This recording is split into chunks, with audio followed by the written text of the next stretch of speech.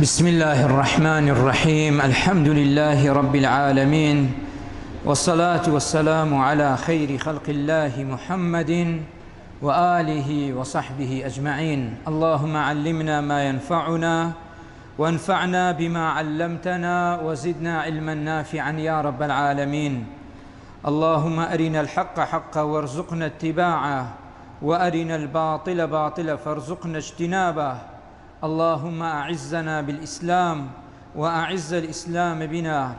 اللهم اغفر ذنوبنا واستر عيوبنا واقض حاجاتنا وتول أمرنا وأنت راض عنا يا الله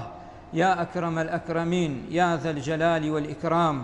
اللهم اغفر ذنوبنا واستر عيوبنا واقض حاجاتنا واشف مرضانا وسلم أحياءنا يا الله يا أكرم الأكرمين. آمين والحمد لله رب العالمين.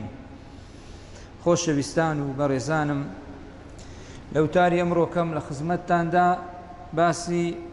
سیفاتێکی زۆر خراپی ئینسان دەکەین. ئەویش ئەوەیە کاتێک ئینسان بە دوای هەوا و ئارەزوەکانی دەکەویتن، بە دوای حەزەکانی دەکەوی، بە دوای شەهەوات و ئارەزوەکانی دەکەوی. بەڕاستیەوە ئینسانە زۆر خەتەرە کاتێک ئینسان گوێڕایەلی نەفس و هەوای دەبی. یعنی هەرچی حەزی لێبی دەرێ من ئەوەم حەز لێ و دەیکەم، جێ ناداتە ئەوەی کەوا بزانی شەرع چ دەرێ، خوا و پێغەمبەر پێی ڕازیە پێی ڕازی نییە. کابرا بە هەموو نۆعەکی چی حەز لێبی دەچی ئەوەی دەکاتن.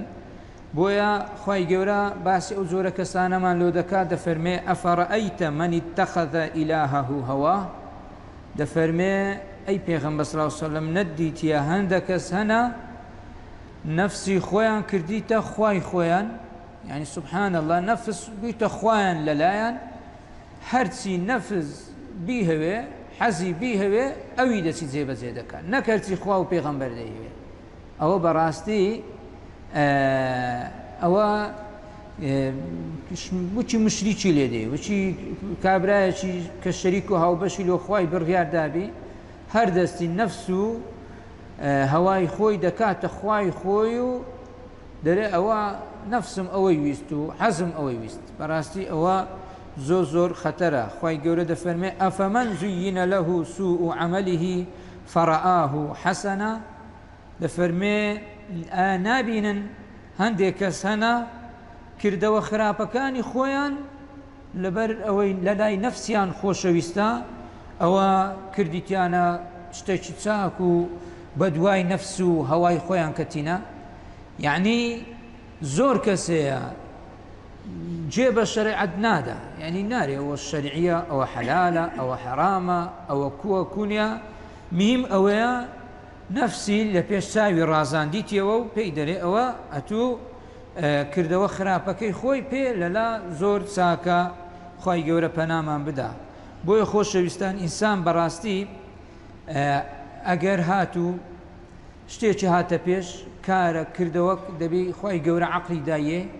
واروەها بەرنامەجی پێ نیشان داوێ کە شەریعەتی پیرۆزی ئیسلامە. دەبێ ئینسان تەمەشای بکاتێ، بزانە ئایا لە ڕوانگەی عەقلیەوە لە ڕوانگەی شەرعیەوە ئایا شتێکی باشە، مستەقبەلی چاکە یان خراپە. ئەگەر چاک بوو ئەوە دەی بە دوای کەوی و بە شوێنی دا بڕوا، ئەو جەگە نەفسی حەزی لێ بوو حەزیشی لێ نەبی. بەڵام ئەگەر خراپ بوو نابی ئینسان بە دوای نەفسی بکەوی کە مادام خوا دەفەرمێەوە حرامە، ئەوە گوناحە، ئەوە نەعلەتی لێکرایە، ئەوە تاوانە. جا ئەگەر هاتوو حکمیشی لە ناو خەڵکیش کرد، دەسەڵاتداریش بوو، بە هەمان شێوە دەبی حکم بەو شتە بکە کە خوا و پێغەمبەر پێی ڕازیە. ئەو وەختی ئەو کەسە لە لای خوا کەسێکی ڕەزامەندە، خوا لێی ڕازی دەبێ. بەڵام ئەگەر کابرا بچی بە دوای هەوا و هەوەستی خۆی بکەوی، بە جێرەی هەوا و ئارەزوی خۆی حکم لەسەر خەڵکی بکە، بەڕاستی ئەوە تووشی شرک و کوفر دەبێ ئینسان ئاگای لێبی. گوتیانە ئیمامی عومەری کوڕی عەبدولعەزیز گوتی دەزانن چێ لە هەموو کەسێک بێعەقڵتر و نەزانترە. گوتیان چێ؟ ئەویش گوتیان وەڵی لە لای ما ئەو کەسەیە کەوا دنیای خۆی بە دنیای بە قیامەتی خەڵکی تر دەدا، ئەوە بەڕاستی لە لای من زۆر بێعەقڵە کەسێکەوە قیامەتی خۆی بە دنیای خەڵکی دەدا ئەوە زۆر بێعەقڵە ئەیگۆ دەزانن چێژ لەوەی کە زۆر بێعەقڵترە ئەویش ئەو کەسەیەکەوە قیامەتی خۆی بە دنیای خەڵک دەدا ئەوە زۆر بێعەقڵە خوای گەورە دەفەرمێ یا داوود إنا جعلناك خليفة في الأرض فاحكم بين الناس بالحق ولا تتبع الهوى فيضلك عن سبيل الله فرمي أي داود تو بيا خليفة وزينشين لسر زويدا إنا جعلناك خليفة في الأرض يعني أتومان كديت زينشين لسر زويدا فاحكم بين الناس بالحق حكم لنيوان خلشي بك بحق وعدالة أو إلى لا يخوالو تاتيا حكم بوي بك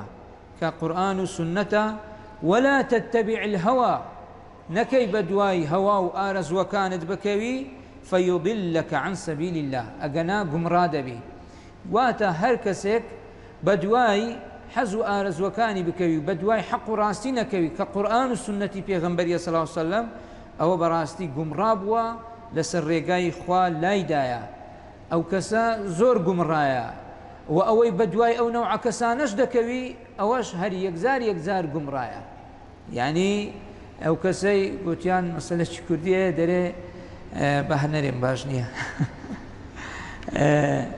قول أو كسي كوا بدواي حزو آرزو خوي دكوي زور قمرايا بلام أوي بدواي خلشت كدكوي يكزار قمرايا دبي إنسان آقاي لخوي بيتن لا تيتر خواي قورد فرمي أم تحسب أن أكثرهم يسمعون أو يعقلون إن هم إلا كالأنعام بل هم أضل سبيلا لفرمي آية وواد زانن أواني بدواي هوا وآرز وكان ياندكون بدواي حزو شهوات ياندكون أوانا عقل يان هي يان جيان هي جيبستي دبن فرمي نخير خواد فرمي قسم بخواي خواد فرمي والله أوانا وكو جيدريجي وانا بركو لجيدريجيش خراترن يعني سبحان الله إن هم إلا كالأنعام بل هم أضل يعني الأنعامش خرابترن أنعام أو حيوانانا دقيتو كتسار بينا يعني تسار بيان بيويا وكو بزنو مرو جيدريجو تسيلو أوشتانا يعني أو خواد فرمي إيوا أي إيمان داران ودزانن أواني كوا بدواي حزو آرز وكان ياندكون أوانا عقليان هيو يان جيان هيو جيان لدبي خواد فرمي نخير أوانا وكو أنعامي وانا وكو جيدريجو تسيرو مرو بزني وانا بلكو خراتريشن هشتا بزنو مرو تسيرو أوانا للاي خوا باشترا لو جورا كساني كوا بدواي حزو آرز وكان ياندكون ويخوش وستان خواي قورا كبيامي بو إيمانارت لو بيغنبري نارد عليه الصلاة والسلام إنزا فرموي فلذلك فادعوا واستقم كما أمرت ولا تتبع أهواءهم فرموي كواتا أتو أي محمد صلى الله عليه وسلم بانقوازي خلشي بك لو أو رقايا برقاي قرآن لو رقاي سنة بيغنبر عليه الصلاة والسلام إنزا فرموي واستقم كما أمرت خوش راقربا لسر أو رقايا بردوان با ولا تتبع أهواءهم نكي بدواي هوا وهوستي كافر كان بكوي بدواي هوا وهوستي أوان بكوي كوا لا هوا برستن آرزو برستن حز برستن لو إخواي جوران بوشي وازي أمر من بيدكا كنابي توي إيمان دار بدواي هواي أو زورة كسانة كوي كا بهواي خوان حكم لنا وخلشي دكان بدواي حزو آرزو كان ياندكون تنابي ملكتيان بي دبي واستقم كما أمرت حتى روجك كصحابيك لبيغنبري برسيقوتي بيغنبري خاي والله دبينم داوي سبيت لرديني بيدابوا اختيار برو اختياري تسوي فرمي والله آتمني بيركت فاستقم كما أمرت ومن تاب معك يعني استقامته بي خورا قرتن لدواي كبدواي هوا وهوستي كزنكوم خورا قريب راستي أو بياوي خوي دوي مردي خوي دوي كسيشي دوي كوا براستي إيماني يكزار بقوة بي أغنى بزوري خلق بدواي هوا وهوستي أو كسانة دكون كوالا دواي حزو آرز وكانيان غار ددن دبي إنسان زور آغامان لخومان بي پیغمبر إخوة صلى الله عليه وسلم يشك لدعاء كان دي فرمو اللهم إني أعوذ بك من منكرات الأخلاق والأعمال والأهواء دي فرمو أي خواي رب العالمين أمن خوم دا باريزم بتو لا كردوي خراب وهروها روشتي خراب وهواو آرزوي خراب هواو آرزو خراب تيا أويا مطابع قرآن والسنة نبي بجي أمر فرماني خواي نبي توش بدواي كيوي ولسر بازي بروي لفرموديشي تر پیغمبري خواي دفرمي عليه الصلاة والسلام المهلكات ثلاث دفرمي سيشت إنسان بهلاك ددا إنسان بدبخت دكا هم لدنيا وهم لقيامت يكم فرموي شح مطاع رزيلي جرالي رزيلياتي خي خوشت بي دس قساوة بي رزيل بي أو إنساني بهلاك الدبا وهوى متبع بدواي هوا وآرزو بكوي وإعجاب المرء بنفسه إنسان خوي بي قوربي تكبري هبي روحي بي قوربي معزب بخوي يعني بخوي بنازيتن أو سيشتا براسي إنساني بهلاك الدبي دبي إنسان زور آقاي لخوي بي إمامي علي رضا ورحمتي خواي لبي دفرمي إن أخوف ما أتخوف عليكم طول الأمل واتباع الهوى فرموي لها مشتێک زیاتر ئەمن بترسێم لەسەرتان ئەوەیە ئومێدتان زۆر بەژیان بی ئومێدتان بەو دنیایە هەبی دەست بە دنیایە بگرن توڵ الئەمەلتان هەبی یعنی مردنی خۆت بیر لێ نەکەیەوە مردنی بیری قیامەتت نەکەی فەرمووی ئەوە یەک دووەمینیشان ئیتباع الهەوا بە دوای هەوا و ئارەزوەکانت بکەوی ئەوە لە هەموو شتێک ترسناکترە لۆ ئینسان إنزا فرمي فأما طول الأمل فينسي الآخرة طول الأمل قيامة لبير دباتوا زور زور أميدت هبي بو دنياي دفرمي قيامة لبير دباتوا وأما اتباع الهوى فيصد عن الحق فرموي بلام بدواي هوا وآرزود بكوي أو ود ليدكا الريل لحق بقري لأن قري حق بلاو بيتوا دبي إنسان زور آقاي لخوبي يعني زرري بدواي هوا وآرز وكوتن يقل زرركاني أويا ود ليدكا حق قبول نبي حق بينا خوش بي سيش حق جيلي دبي بيدنا خوشا يان شتي حقت بي قبول نية أو براستي زور خطرة إمام عمريش رضا ورحمتي خواي بي دفرمي ثلاث يهدمنا الدين دفرمي سيشت هي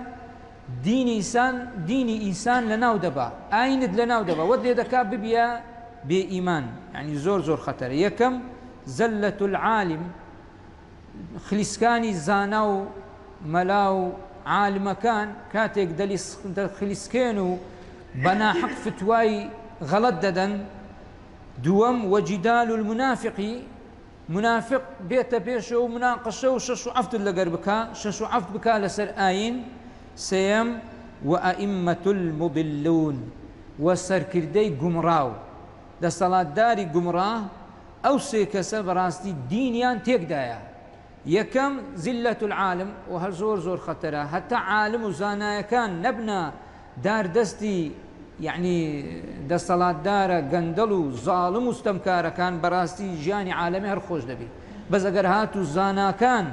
ملاو علماء كان ومفتي كان بونا بكري جيراوي وان او براستي جياني ساني هموي كاول دبي ومال ويران دبي وخالشي تريش او ابو فرموي وجدال المنافق كابرا دوروا ايماني نبخواي هي نب بيغمبري هي دي مناقشه لسر دين لقرتو دكا مناقشه دين لقد دكا دري بهج نيه جهنم كاهيا او كا القران خوي قورا بس دمان ترسيني خو كو من اتول من دارك ترسيني لا بشيله دري بوز بها بشيله ديت او دري خو او هاد ترسيني او منافقي قورا زاد شهيني جهان تلفزيون برزيش زوري لو صرف دكري لا تكاتيش لو كاتك عالم بربانج دكاتو يعني باشوي دخوات دينن برنامج لو كاتي دا پیشکش دکن بس لو اویسیه دین لناو بسی بس لو اسلام لناو بسی وهروها خالص يمينش امام عمر فرمي دين ما لناو دبات دبي وريابين آقا ما لخوبي فرموي وأئمة المضلون سەرکردەی گومڕا سەرکردەی گومڕا شێ ئەوەی دەست بە قورئان و حەدیسی ناگرێ ئەوە گومڕایە جا هەر کەسێک بی مادام کەسێک پشت بە قورئان نەبەستی پشت بە حەدیسی نەبەستی قسە و گفتاری لەگەر قسە و کردار لەگە قورئان و حەدیس لێک نەکاتەوە بەڕاستی ئەوە گومڕایە خەڵکیش بە دوای دەکەون ئەو کاتی بەڕاستی دینمان لەناو دەچێ وەکو ئێستا دەبینین یعنی پێش مزگەفت داخرا بوو خەرک گلەیان دەکرد و شەش و حەفتەیان لەگە مامەستایان دەکرد ئەرێ لۆ مزگەفتی ناکەنەوە لۆ ئەوها ناکەن ئێ مزگەفتیش کراوە کا خەرک یعنی وەکو پێویست نەداتم نوێژی دێ بەزوەها نییە وچی ساران خەرک ڕووی لە ماڵی خوای نەکرد لۆیە ئەوە دووبارە ئینشاءڵڵا قەدوا نابی بەس مزگەوتمان لێدا دەخەنەوە بەڕاستی ئێمە ئەگەر ڕوومان لە خوای نەبی خوای ڕەب العالەمینیش بەڕاستی لە ماڵەکانی خۆی دەرمان دەکا و دەرگامان لەسەردا دەخا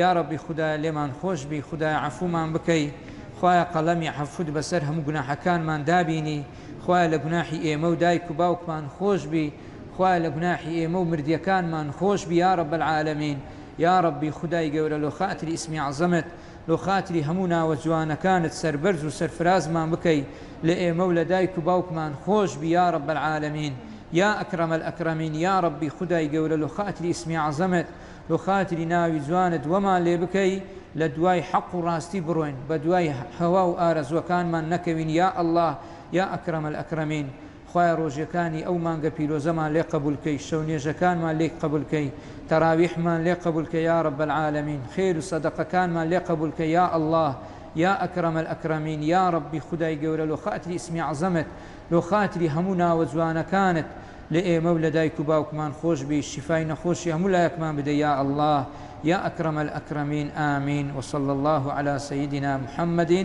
وآله وصحبه أجمعين